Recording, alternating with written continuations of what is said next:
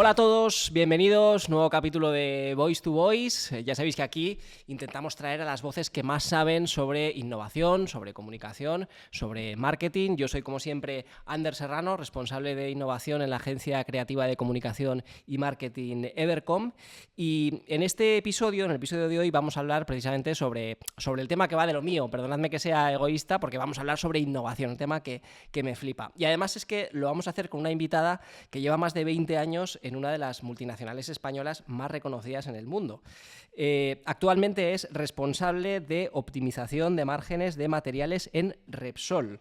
Sandra Blázquez, bienvenida a Voice to Voice. Hola Ander, ¿qué tal? Muchas Muy gracias. bien, muy ilusionado de tenerte aquí, con muchas expectativas, Sandra, de que me cuentes cómo se innova en Repsol, de que me cuentes también esto de responsable de optimización de márgenes, cómo se consigue, ¿vale? O sea, que hoy viene capítulo cargadito, ¿vale? Espero estar a la altura. Seguro que sí, no me cabe duda. De hecho, este rol, ¿vale? Que es que si lo mueves a inglés, Head of Margin Optimization, esto ya es muy loco. O sea, que cuéntanos en qué consiste tu papel.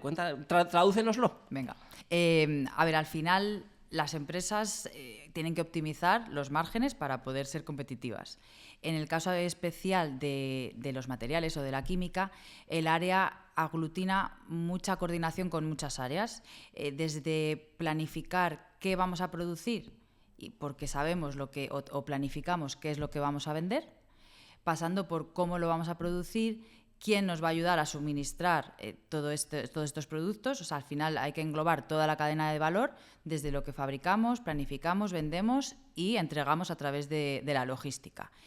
Esto unido también a toda la parte de inteligencia de cliente, ¿no? Saber un poco además qué es lo que nos van a pedir los clientes, qué necesidades tienen los clientes para poder dar esas propuestas de valor a los que lo están necesitando. Entonces, realmente el área aglutina muchas áreas y hay que estar muy coordinados con diferentes áreas para poder optimizar el margen con el objetivo de ser más competitivos. O sea, que es la planificación, la previsión, la anticipación son clave en ese papel. ¿Se te ocurre algún ejemplo? ¿O algo que podamos hacer para imaginárnoslo mejor? Sí, mira, al final hemos dicho la previsión es clave, ¿no? Pues estamos trabajando en un proyecto con un partner tecnológico en el que a través de algoritmos de Machine Learning seamos capaces de conocer exactamente la demanda que vamos a tener. O sea, es un proyecto de previsión de la demanda, con el ambicionar a que podamos dar los productos, ofrecer los productos que va a necesitar, pero incluso ya yendo en un siguiente paso, ser capaces de decirles a nuestros clientes qué es lo que van a necesitar. Eso sería ya el último escalón. Pero es un proyecto muy ambicioso que además creemos que nos va a aportar mucho, porque el poder predecir lo que vamos a necesitar, no solo en un par de meses, sino mucho más allá, nos va a ayudar a poder optimizar toda la cadena de valor. Esto de la predicción y de Machine Learning ya me está llevando al mundo de la innovación, que además es tu background. ¿Sí? Igual nos puedes contar un poco también toda esa trayectoria que has tenido en la parte de innovación, porque entiendo que la estás aplicando ahora muchísimo en este papel. Cuéntanos un poco de dónde viene, ¿no?, tu vínculo con la innovación. Repsol me ha acompañado en esta parte de innovación y estuve en Repsol en distintas áreas. Empecé en temas de más de I+D, pura y dura, en el centro tecnológico. Luego pasé a temas más de seguridad y medio ambiente, pero ya necesitaba yo también innovar y cambiar un poco mi rol, y empecé a trabajar en el fondo de inversión que tiene Repsol de startups, Corporate Venturing. Es una de las patas de la estrategia de innovación en Repsol, porque a través de participación en diferentes compañías, diferentes startups, somos capaces de impulsar proyectos que a lo mejor internamente no estamos llegando a poder desarrollar. Esto lo uno con dónde estamos con estos proyectos, ¿no? ¿Dónde desarrollamos estos proyectos? Tenemos un centro tecnológico en en Móstoles, el Repsol Technology Lab, donde tenemos alrededor de más de 230 científicos de diferentes nacionalidades y de diferentes disciplinas, buscando soluciones novedosas, innovadoras en los proyectos, alineado con lo que la estrategia de Repsol, en proyectos de descarbonización, de economía circular, digitalización y optimización de nuestros activos. Y muchas veces, cuando no somos capaces de ir lo suficientemente rápido o no estamos alcanzando el resultado deseado, tenemos que buscar esa innovación ya no solo nuestra de dentro, sino fuera. Claro. Y entonces ahí nos apoyamos en la estrategia de innovación abierta.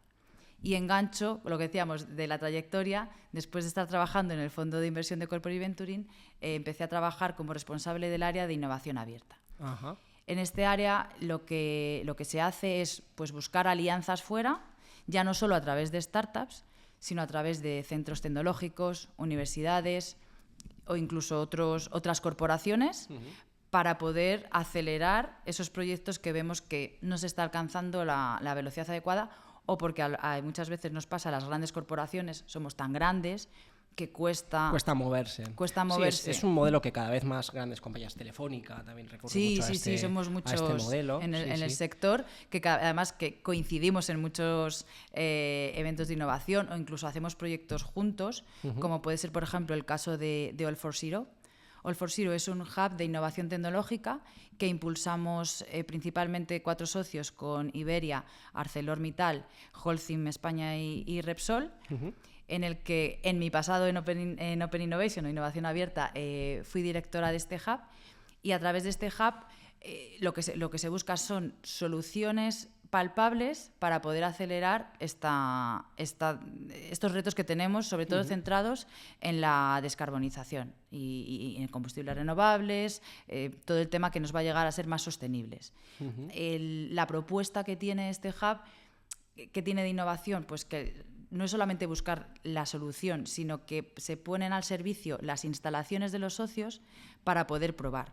Porque lo que falta en España muchas veces también es dónde probar industria innovadora. Hay laboratorios, puede haber...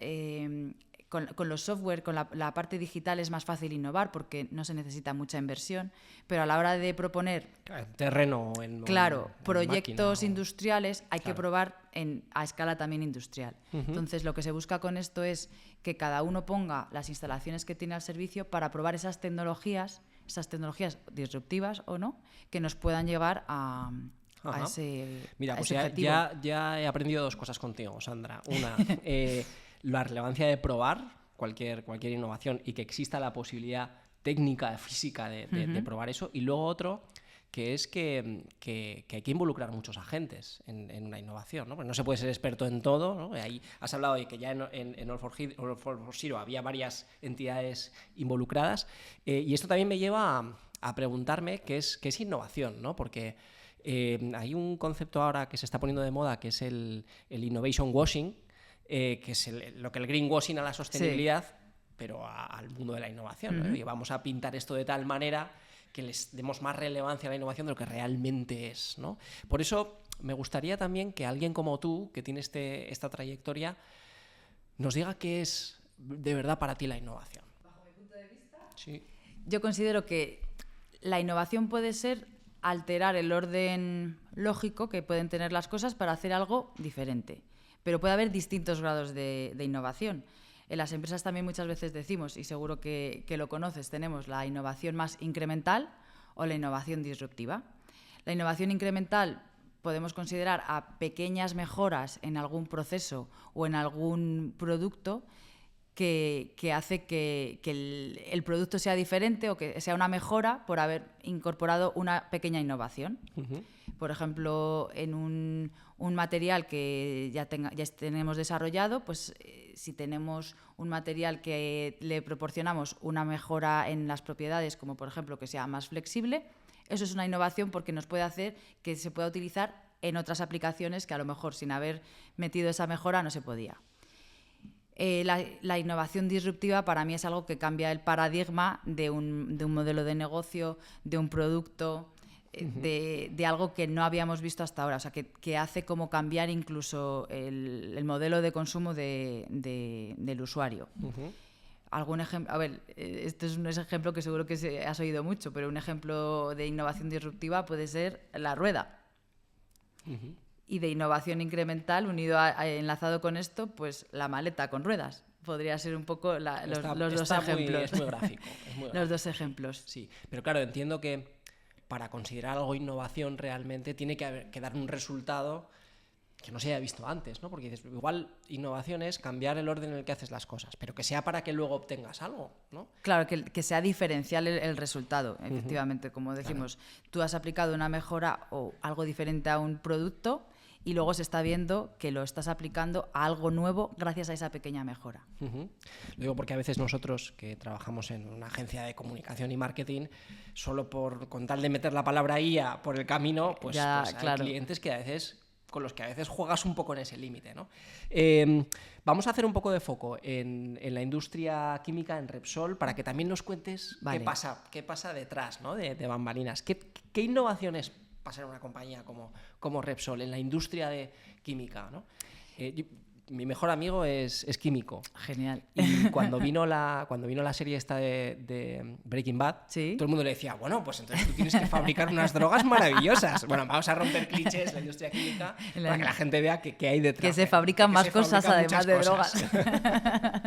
Drugs en el sentido inglés. Claro, sí. Claro, total. Pues en Repsol la parte química está muy centrada a lo que decimos, ¿no? El desarrollo de nuevos materiales, el desarrollo de materiales. Tenemos materiales más del día a día, plásticos, ¿no? Los plásticos que conocemos normalmente, que además están en más sitios de los que nos podemos imaginar. Por ejemplo, en la suela de los zapatos, de las deportivas que nos ponemos cuando salimos a correr. Ahí hay diferentes tipos de... Voy a llamar plástico para no entrar en tecnicismos. Polímeros, ¿no? Muy bien, polímeros, muy bien. Que tienen distintas propiedades que puede hacer, pues eso, que ahora las zapatillas tengan más elasticidad o que se pueda absorber mejor el impacto. Ajá. De tal manera que esas pequeñas innovaciones que no se ven tienen un beneficio directo en la sociedad. También hacemos materiales que están directamente en los automóviles. Los recubrimientos de plástico de las carrocerías, las espumas de los asientos que se van mejorando, cada vez estamos más cómodos en los coches. Las pieles sintéticas, ¿no? Gracias a la innovación que se hace en ese tipo de materiales. ¿Alguna innovación un poco más que sería también ejemplo a nivel industrial?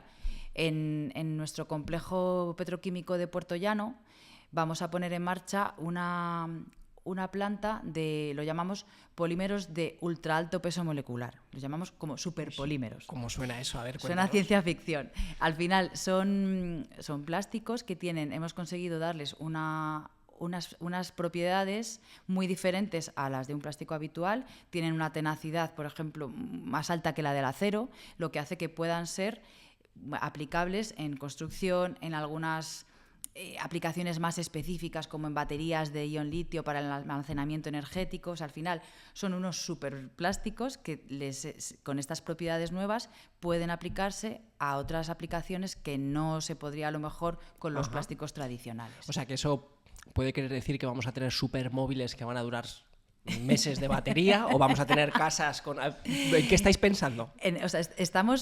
Todo gira hacia materiales mucho más específicos y mucho más sofisticados que los que tenemos ahora.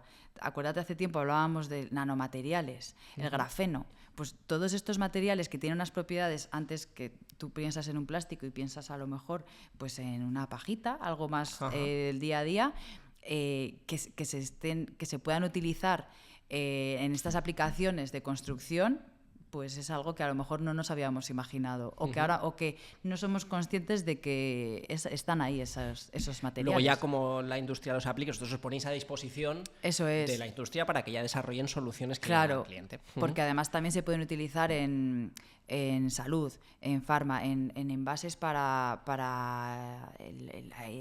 los estos de sangre, las bolsas de sangre. Al final, todo esta innovación nos llega a muchos mercados. Sandra, ya has mencionado el grafeno. ¿Qué fue del grafeno? Porque me acuerdo que hubo un momento como súper de hype que veíamos como pantallas Estaban en todas que partes. las doblabas, ¿qué tal? Y es verdad que empezamos a ver en la industria, sobre todo de los teléfonos móviles, cada vez más móviles que se doblan o pantallas curvas, una época de teles curvas que ahora ya parece que no tanto, sí. Pero el grafeno prometía un nivel de flexibilidad que parecía que ibas a llevar un boli, del boli ibas a ir un pantallón. Sí. ¿Qué ha sido de eso? A ver, el grafeno, no soy muy experta en el grafeno, pero sí que se está utilizando en determinadas aplicaciones, pero no aplicaciones tan tan futuristas como las que las que nos vendían, ¿no? Claro. Sí que se utiliza en baterías para almacenamiento energético, en paneles solares, pero de momento no estamos viendo el poder llevar nuestro móvil como si fuese un folio de... Vale, de ¿ves? Ahí hay innovation washing. Ahí había innovation. Totalmente.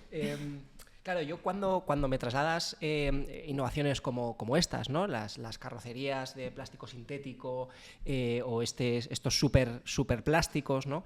Entiendo que esto responde a una estrategia de innovación. Es decir, que no sé, oye, pues hoy nos apetece, nos hemos levantado y mira, nos apetece... ¿Cómo se construye esa estrategia de innovación en Repsol?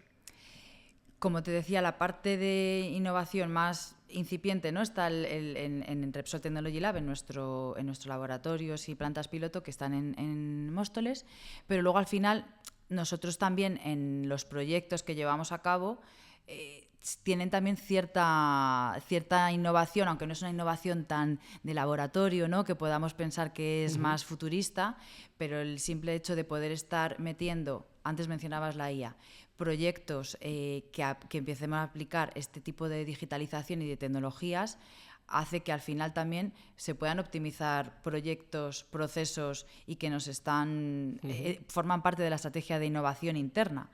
Hablábamos antes de la innovación externa, pero la innovación interna también está en ver cómo podemos mejorar lo que hablábamos antes, predicción de la demanda a través de algoritmos, pues como muchos ejemplos de proyectos dentro de la casa. No tenemos, por ejemplo, un presupuesto este es tu presupuesto de innovación. No. No se define un presupuesto de innovación. No, tú tienes presupuesto para tus proyectos que intrínsecamente hay proyectos de innovación o proyectos de mejora o proyectos de optimización. Pero se sobreentiende, yo creo que en este marco de transformación en el que estamos, especialmente las compañías energéticas, es raro que algún proyecto no lleve esta índole de innovación sin querer entrar en el innovation washing. Claro, que eso es importante. Yo sé que en Repsol no lo hacéis, eso ya lo sabemos todos. Porque, claro, supongo que también el contexto socioeconómico condiciona mucho. Es decir, si sabemos que, por seguir con el ejemplo de las carrocerías de cuero sintético, ¿no? Si sabemos que el contexto es, oye, a nivel regulatorio ya el cuero no nos interesa, pero también a nivel social, entiendo que el contexto... la regulación, las limitaciones, la descarbonización, esto entiendo que marca mucho la agenda de innovación de una compañía como Repsol. Totalmente. De hecho, la estrategia que sigue Repsol, fuimos la primera empresa energética del oil and gas que nos comprometimos en ser cero emisiones netas para el año 2050. Eso solamente se puede llevar a cabo con tecnología y con innovación. Entendiendo tecnología en su más amplio sentido de la palabra, sin dejar tecnologías fuera. Y aquí entra muy de la mano la legislación. No siempre están contempladas todas las tecnologías, a lo mejor como tecnologías sostenibles o que llevan a una solución sostenible, y siempre en este ámbito además que iría muy de la mano con lo que es la estrategia de innovación. No hay que dejar tecnologías fuera, ¿no? Abogamos por la neutralidad tecnológica. Todas las tecnologías deben estar dentro de este mix para poder centrar los esfuerzos en todos los ámbitos posibles para poder llegar a un éxito, porque es un reto el que tenemos por delante muy relevante.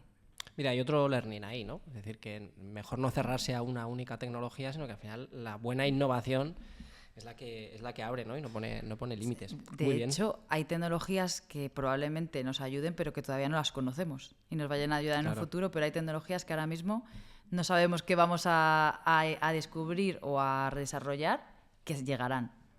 Ok. Está claro que Repsol es una referencia y una multinacional muy potente en esto, pero si lo extrapolamos a España, ¿vale? ¿Qué tal innovamos en España? ¿Se sobrevalora la innovación o se infravalora? Me encanta esta pregunta porque además y esto es una opinión mía tan personal, ¿vale? Sí.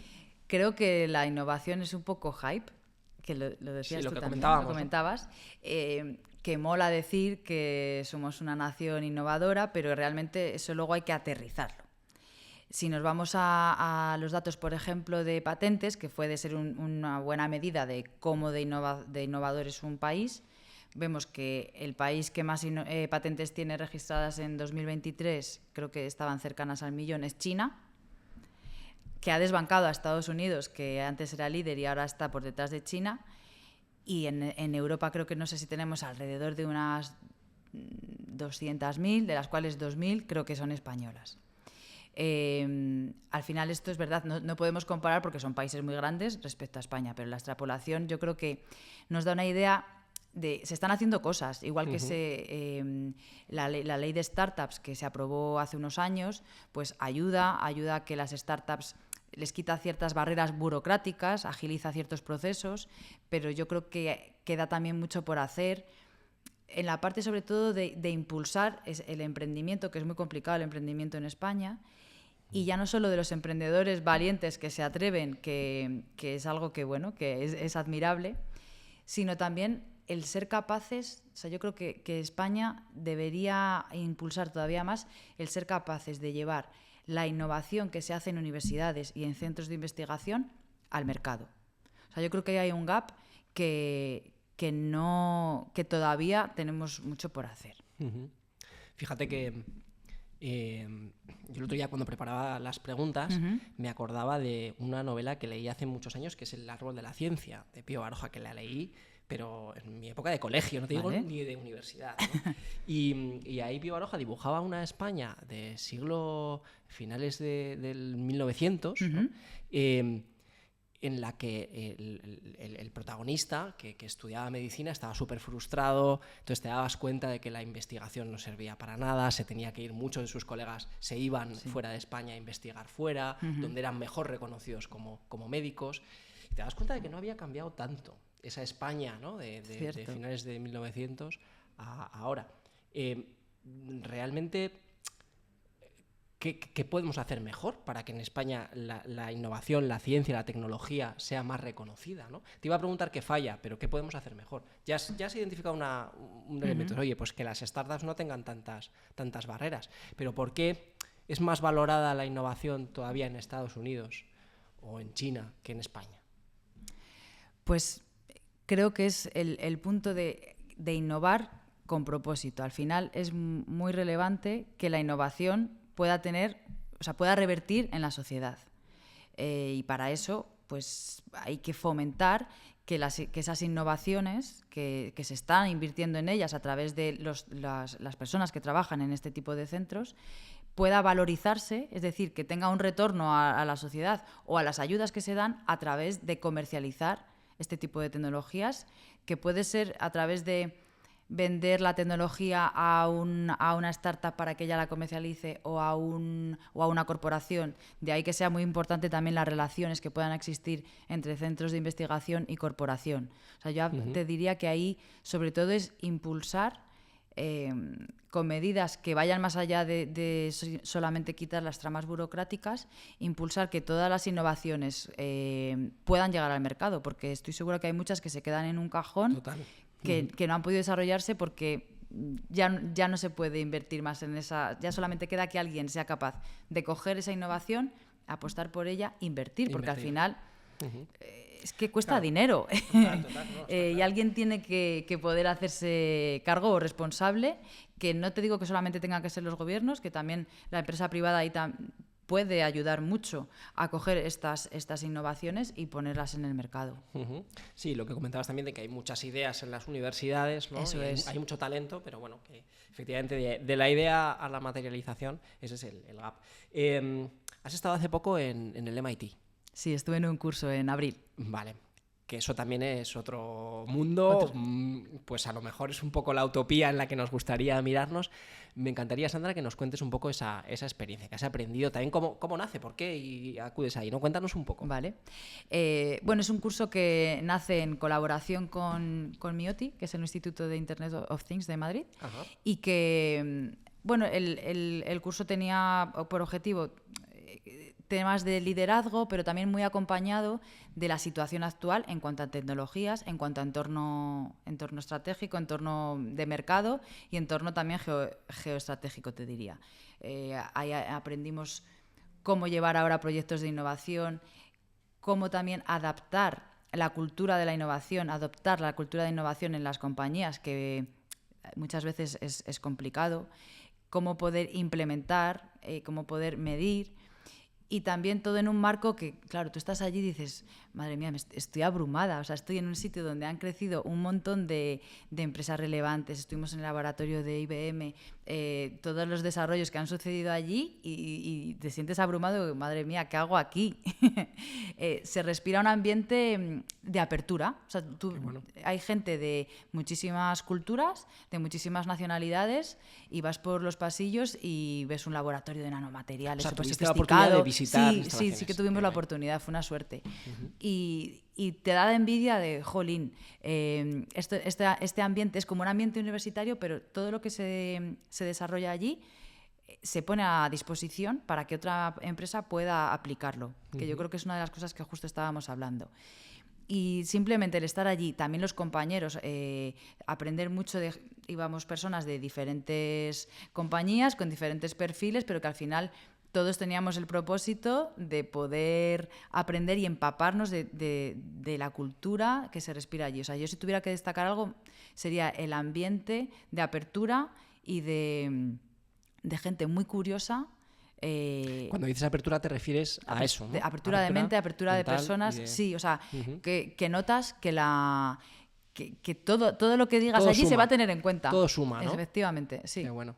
¿Y viste alguna innovación o alguna investigación que te llamase especialmente la atención, o algo muy loco, o no sé, un robot por allí poniendo cervezas? No sé.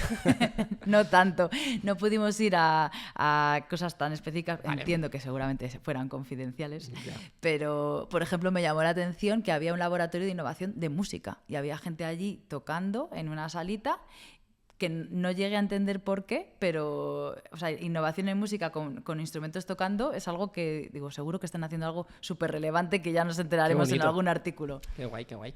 Vale, oye, yo antes decía, Sandra, que iba a ser un poco egoísta con este capítulo, porque a mí me mola, y como responsable de innovación yo te tengo que hacer algunas preguntas antes de que acabe el episodio. Fíjate, uno de los retos que tenemos los que trabajamos en innovación es que se vea, sea tangible, se reconozca, y a veces igual por eso recurrimos a eso del innovation washing, ¿no? ¿Cómo se mide la innovación? ¿Cómo se hace visible? ¿Cómo se le da valor? Yo creo que es la gran dificultad que existe en todos los campos de las personas que nos dedicamos a innovación.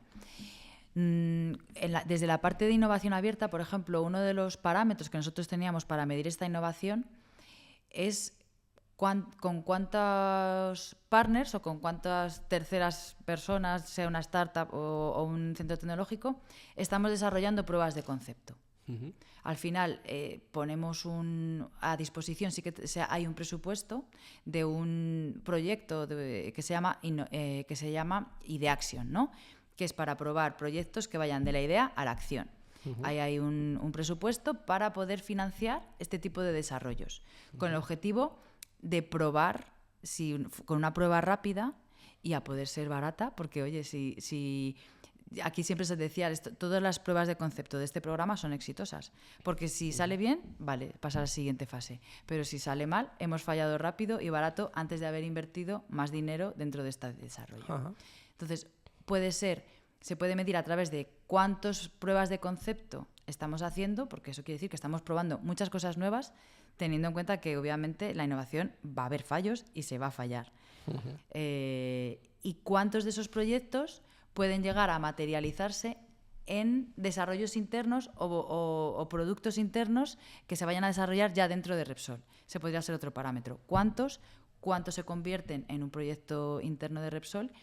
Y también, ¿por qué no? Una medida puede ser cuánto dinero estamos invirtiendo, como tenemos la parte de Corporate Venturing, de inversión en startups, cuánto dinero estamos invirtiendo como fondo en startups innovadoras. Uh-huh. Esos al final son parámetros que luego al final te tiene que dar la parte de Corporate Venturing te tiene que dar una rentabilidad económica, pero no solo económica, porque simplemente el poder trabajar mano a mano con ese tercero, indirectamente a nosotros también estamos aprendiendo. Uh-huh.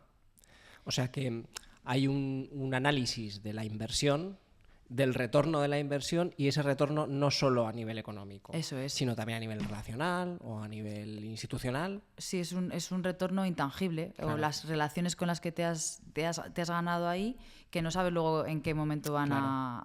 a poder activar otra cosa nueva. Y me gusta eso de, ya lo había oído antes, pero me gusta eso de falla rápido y falla barato, Sí. ¿verdad? Pero bueno, no deja de ser un fallo, y también te quería preguntar, entonces, ¿cómo se gestiona a lo mejor esa frustración, ¿no? Porque llevas un tiempo investigando en un área, explorando, y vale que no voy a invertir más. He descubierto que este camino me lleva Sí. a una calle sin salida. Pero ese momento de encontrar la calle sin salida y volver, ¿no genera frustración?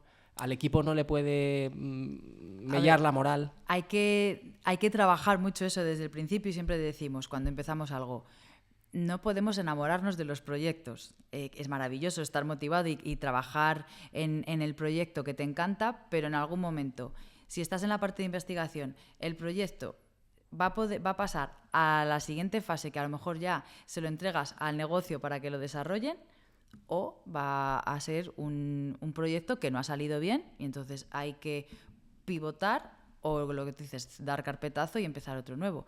Pero al final, siempre de cada error salen aprendizajes. Entonces, lo que te tienes que quedar es, no ha salido bien, pero tenemos que ver por qué. Igual es que la tecnología era tan sumamente complicada que no estábamos en el punto en el que teníamos que íbamos a poder llegar a una solución, o no hemos aportado los recursos suficientes. O sea, yo creo que al final el estudiar esas lecciones aprendidas después de cada error te da mucho...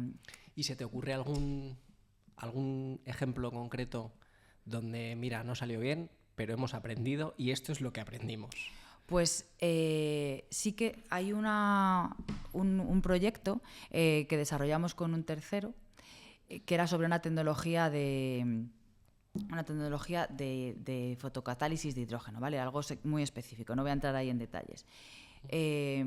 Decidimos con ese proyecto, en colaboración con otra compañía, venga, ¿cómo podemos impulsarlo? Pues vamos a crear una startup con este proyecto. Es un proyecto que nace de dentro y lo sacamos fuera.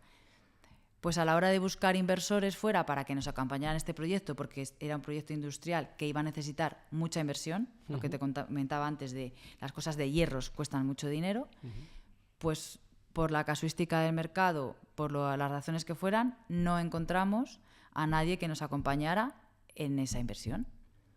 Y al final decidimos que no se podía seguir invirtiendo dinero porque el riesgo era tanto que era necesario compartir el riesgo para tratar de minimizarlo, y pues se tuvo que cerrar y sacamos muchos aprendizajes.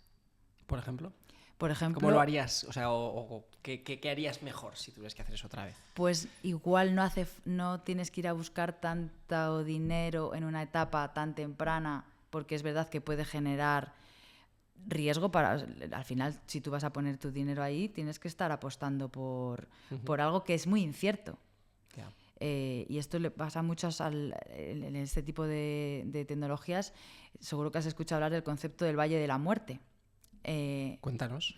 Cuando son empresas, proyectos industriales, como hay que invertir tanto dinero, tienen mucho CAPEX, ¿no? Hay que hacer mucha inversión inicial para desarrollarlo, y luego no sabes si el resultado es el mismo que te estaba dando en el laboratorio, ¿no? Es el problema del escalado. Pues muchas startups, muchas tecnologías se quedan ahí, en ese Valle de la Muerte, porque no han sido capaces de o escalarlo lo suficiente por costes energéticos incluso, o porque no se ha encontrado esa financiación para poder llevarlo a cabo. Entonces, al final, a lo mejor pues hay que ir con escalas más pequeñas. Mucho, ¿no? Claro. Ajá. Mira, claro. ¿ves? Otro learning. Si sabía que iba a aprender mucho yo contigo. ¿Y cuáles dirías que son las grandes líneas de innovación que ahora mismo pues hay que estar? Es decir, oye, pues como compañía tenéis que estar por aquí, por aquí, por aquí. Supongo que... Es que sabes lo que voy a decir. ¿No? Es una de ellas. Efectivamente. Y, a ver, pero aquí yo también tengo mi opinión. No hay que aplicar la IA en todo. O sea, tenemos que ver cuáles son los proyectos o los procesos en los que tiene más sentido aplicarla, y en función de eso, pues priorizar, ver cuándo tiene sentido aplicarlo. Habrá puestos, o sea, sí, trabajos, actividades en los que tenga sentido aplicarlo ya, pero otros a lo mejor no tiene mucho sentido y se nos llena la palabra de inteligencia artificial y a lo mejor con un automatismo sencillo ya... Sí, a veces hay un poco de obsesión por meterla. Claro. No es el fin, es una herramienta. Nosotros sí que tenemos dentro del área de Repsol Materials, tenemos un proyecto ambicioso que lo hemos llamado LogiaGen, ¿no? Porque es como la inteligencia artificial generativa aplicada a la logística. Y es estudiar todos los procesos que tenemos para ver un poco en cuáles tiene sentido aplicarlo y en cuáles no es necesario abordarlo en una primera fase, con el objetivo de optimizar, de ayudar un poco a las personas, ¿no? Sí que es verdad que sí que creemos que la inteligencia artificial realmente aumenta a las personas. O sea, es como un ayudante que tenemos para poder hacer nuestro trabajo o poder dedicarnos a cosas que una IA a lo mejor no es tan bueno como un humano, pero que tenemos la inteligencia artificial ahí como una herramienta más, pero no obsesionarnos con la inteligencia artificial. Total. Me gustaría también saber cómo hacemos para generar cultura de innovación en una compañía que a lo mejor no está tan acostumbrada, pero supone que el comité de dirección decide, tenemos que cambiar cosas, y cómo se vencen esas resistencias al cambio, cómo se genera una cultura de innovación cuando no existe. A ver, lo primero yo creo que hay que tener es valentía, ¿no? Valentía para plantearte que hay cosas que igual no se están desarrollando de la manera que deberían y por qué no cambiarlas. Y hay que ser valiente para poder proponerlo en la compañía. Pero para ser valiente también se tiene que haber generado un clima de confianza, ¿no? Yo creo que ahí la cultura entra mucho en los valores que debemos tener para poder estar confortables en este tipo de ambiente. Pues si tú creas un ambiente de confianza en el que sabes que no se penaliza el error y que toda idea es bienvenida, y puedes contar con todos los compañeros, y cuanto más diverso mejor, una cultura diversa, al final pues ya se genera ese clima de confianza en el que es más fácil poder innovar. Además también yo creo que hay que fomentar mucho la curiosidad, ¿no? O sea, ser personas curiosas, y para eso hay que leer, hay que preguntar. O sea, al final inculcar esta metodología o estos valores dentro de la compañía creo que puede ayudar mucho a que luego la innovación surja. O sea, la innovación no se puede imponer. Y también tenemos los que somos responsables de áreas, pues tenemos que a lo mejor también dar ejemplo, ¿no? Ser los primeros de todo esto que te he dicho, pues ser los primeros que lo cumplimos. Porque a partir de ahí yo creo que se genera ese clima necesario. Y encontrar también, supongo, esos aliados, ¿no? Totalmente. Que tienen que tener algo, ¿no? Unas habilidades particulares, supongo que la curiosidad.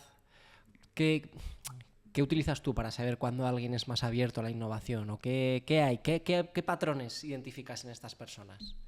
Yo creo que es gente que propone directamente cosas, a lo mejor sin preguntar, porque están viendo cosas que podrían ir de otra manera. Oye, ¿y qué tal si vamos por esta vía? ¿Y qué tal si lo hacemos así? Yo creo que esa gente, a lo mejor es porque es simplemente más extrovertida, pero tiene a lo mejor posibilidad de tirar de otras personas para que todos puedan acabarse subiéndose al carro.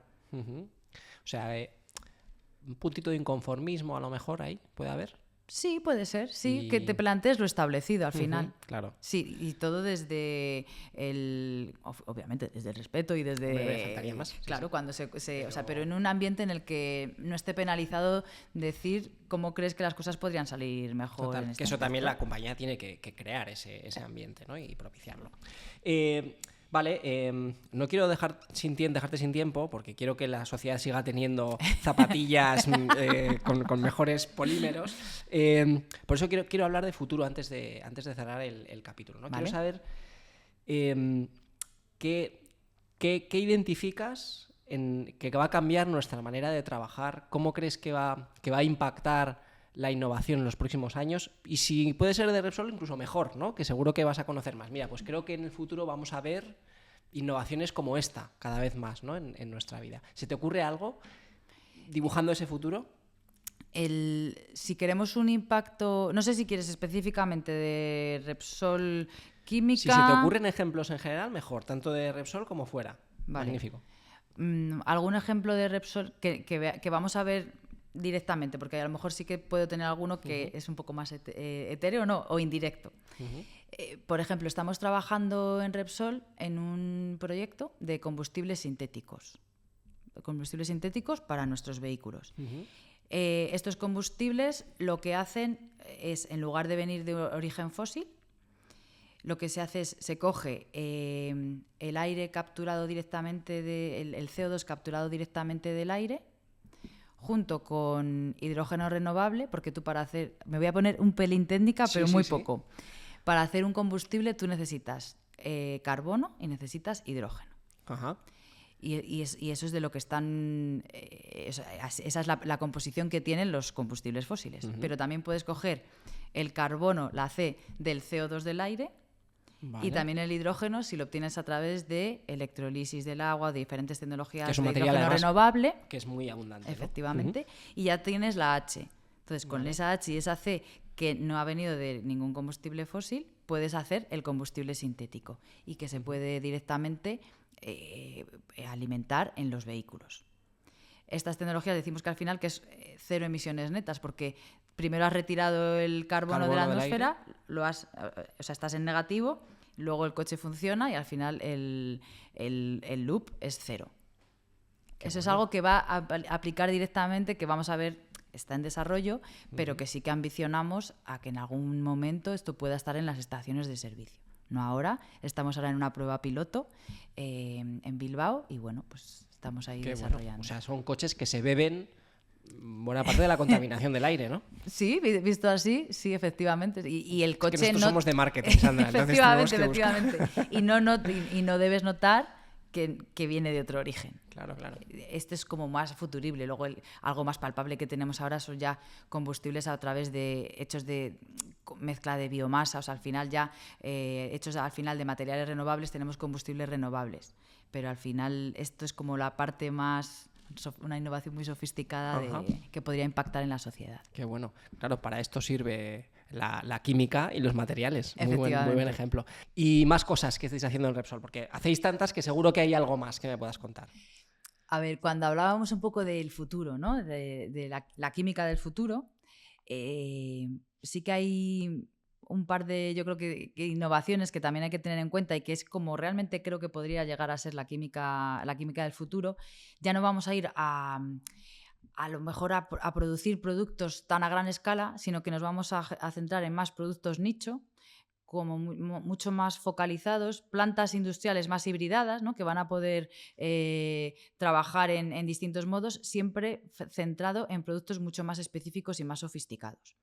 Y aquí entra a jugar la biotecnología. Hay moléculas biológicas a través de las cuales podemos crear bioproductos, bioplásticos que van a poder formar parte de nuestro día a día. Pero es que además también a través de conceptos tan futuristas también como química computacional se van a poder formular moléculas que no existen pero que se pueden hacer un poco como a la carta para, en función de las propiedades que yo estoy necesitando, ver qué material me va a dar esas propiedades. E incluso diseñar el material a tu antojo con las necesidades también energéticas que hagan falta y darle unas propiedades a materiales que ahora a lo mejor no tenemos. Para poder escalar todo esto, que es como muy futurible, pues al final es complicado porque habrá que ver cuáles son las necesidades energéticas. La economía de escala, aprovechando estas tecnologías, no es tan commodity como las que hay ahora mismo.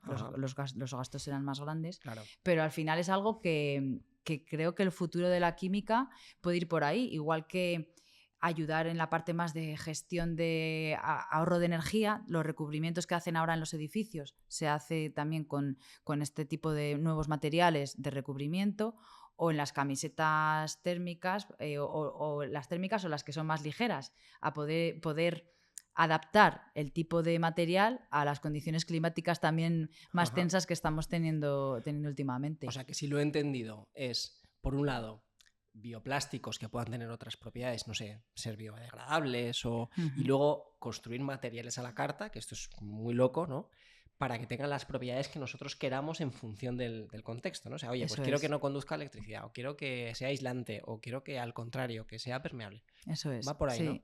Sí. O sea, aprovechar lo que ya nos da la biología, las enzimas que tenemos en nuestro cuerpo, los seres vivos, no dejan de ser sustancias que aceleran reacciones, que aceleran que las cosas pasen más rápido, pues aprovechar eso en la fabricación de materiales. Y a nivel social, en general, ¿se te ocurre cómo vamos a trabajar en el futuro? ¿Cómo va a cambiar nuestra manera de interactuar con el trabajo y con la tecnología?